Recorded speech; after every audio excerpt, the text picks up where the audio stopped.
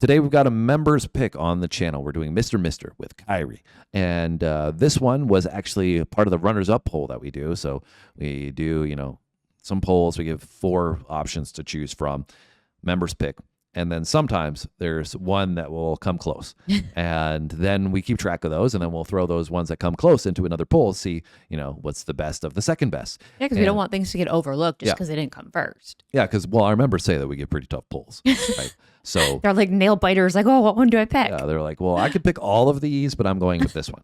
So anyways, Mr. Mister with Kyrie came out on top from the runners-up poll. So this one sounds, it's like it's well worth the top of the poll because it went to number 1 on the Billboard, right? It did, on the Billboard Hot 100. And the album that this is on, Welcome to the Real World, also went to number 1 on the Billboard 200. Yeah, and I think this was a follow-up to Broken Wings, which was also a number 1 hit. And that name sounds familiar, but not probably because I know their version. I might know the Tupac version. So let us know if we should go to Broken Wings. Obviously, it's cover. But let us know if we should go to Broken Wings on the next one, because I think that sounds like it's worthwhile checking out for us. Yeah, for sure. Cool that they had 2 number 1 hits in a row. Yeah. And not to go into too much detail, but if you're new here, we grew up listening to mostly hip hop before we started the channel. Our music taste has changed insanely since then. Complete 180. Yeah. But that's kind of, nostalgia for us is going back, and then we get to go back even further and see where that came from, right? Mm-hmm. So anyways, Mr. Mister, like Sam was saying, did well with the album, went to number 1, right? And this song here sounds like it's got some Greek influence to it. Yeah, like a Christian church influence is what it sounds like. It uses a term that in Greek, when translated to English, means Lord have mercy, which is used in Christian church services. So I'm interested to see how that's used in this song. Yeah. So I don't know if maybe you guys didn't know that. Maybe you just have heard the song, and apparently it has one of the most misquoted lyrics of all time in it. Something about lasers or something. Yeah, something about a laser. Anyway, so we don't know much about Mr. Mister other than what we just talked about.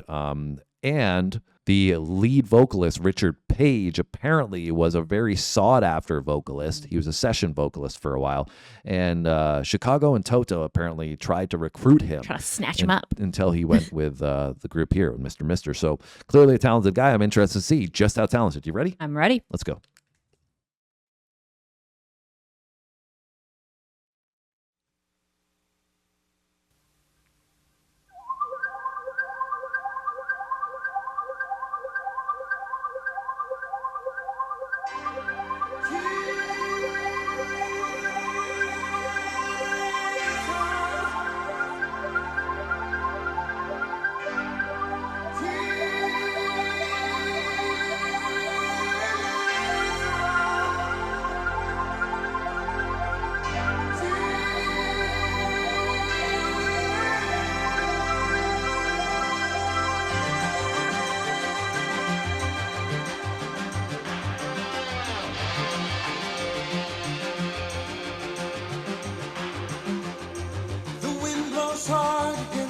Mountainside, across the sea into my soul, it reaches into where I cannot hide, setting my feet upon the road. I feel a beat drop coming.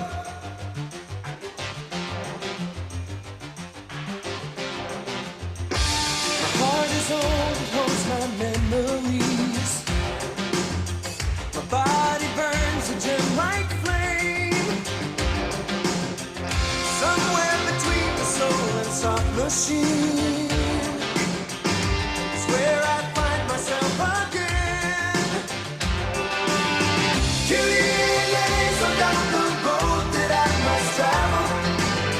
Kyrie on through the darkness of the night. Kyrie on where I'm going, will you follow? Kyrie on a highway in the night.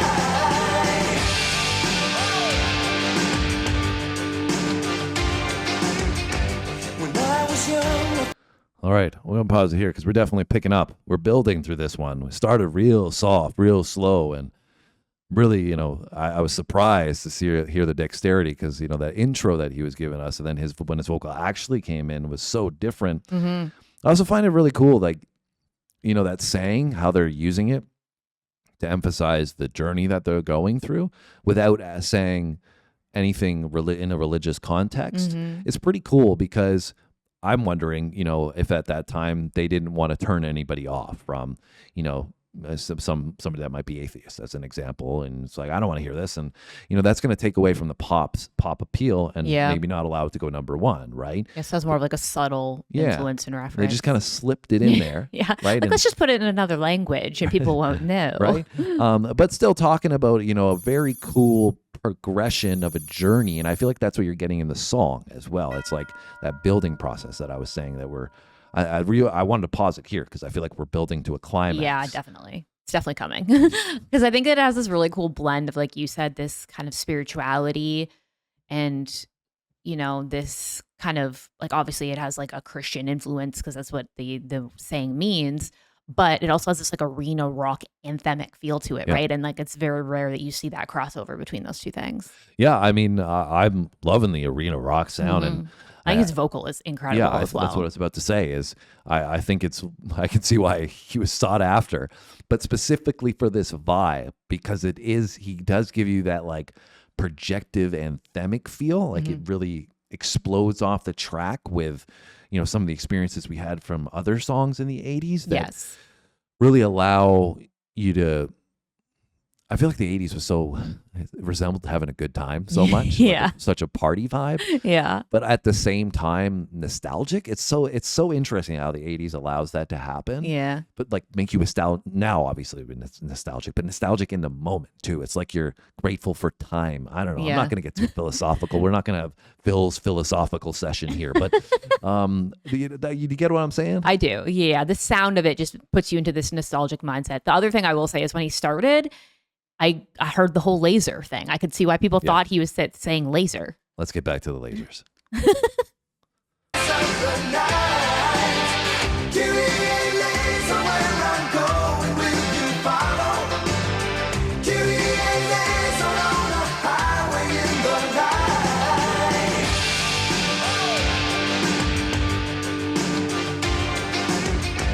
When I was young, I thought of growing old, of what my life would mean to me. But I have followed down my chosen road. I only wished what I could be.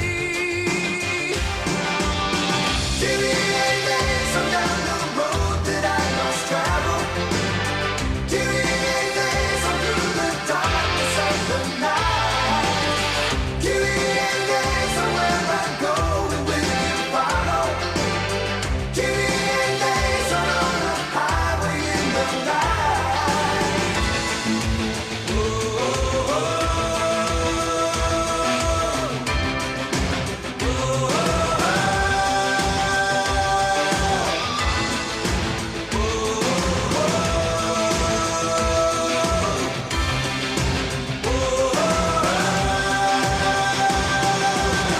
Give me a laser down the road that I must travel. Give me a laser through the darkness of the night. Give me a laser where I go and will you follow? Give me a laser on the highway in the night. Give me a laser down the road that I must travel. Give me a laser through the darkness of the night. Give me a laser where I go and will you follow? Give me a laser on the highway in the night. Give me a laser down the road that I must travel. Give me a laser through the darkness of the night. Give me a laser where I go and will you follow? Give me a laser on the highway in the night. Give me a laser down the road that I must travel.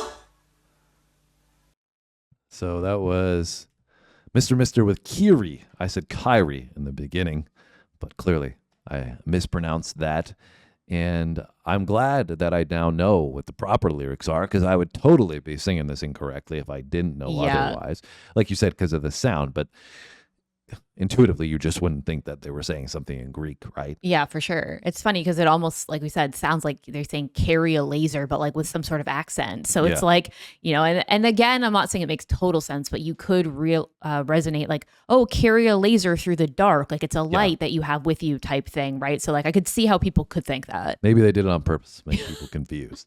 Get people talking about it, more buzz about their song. And because it's so catchy, especially with that repetitive outro, you would definitely be singing it. So Yeah. like I said, I'm glad to know if I'm anywhere in the future and this comes on, I'm going to be the only one that's going to know. Well, not the only one, but probably in the minority. I would like to know how many of you guys knew exactly what he was saying in this. Yeah.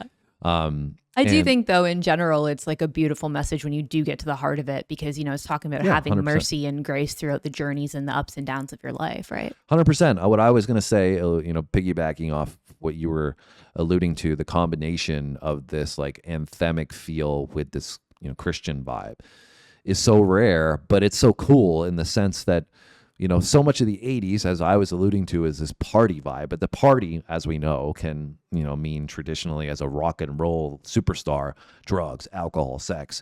So this is, an alternative point of view that you can still have the great music and it can sound amazing and still have a different message to it. It doesn't have to always be about that. And, Yeah. it's not. I'm not saying the 80s is always about that. Obviously, we've had amazing power ballads and, deep thinking and storytelling throughout those songs as well. But I think, if you had to get some people to summarize the 80s, they might say, oh, yeah, the 80s was all about having fun. And I think to a large degree it was. But this adds that you can have arena rock, you can have a banger, anthemic, that gives a different message, and it's still uplifting. I was going to say, it's funny that that's the word that you use, because in my head, like while you were saying all that, the word I was thinking to describe all of that and sum it up is like, it's an uplifting vibe to me. Yeah. So let us know if you were uplifted when you were brought back to this one. Big shout out to the members for getting this on our radar. Yeah, great pick, guys. Let us know if you want us to check out Broken Wings next by dropping a comment as well. Hit the like button. Have a great day. We'll see you soon. Thanks for watching.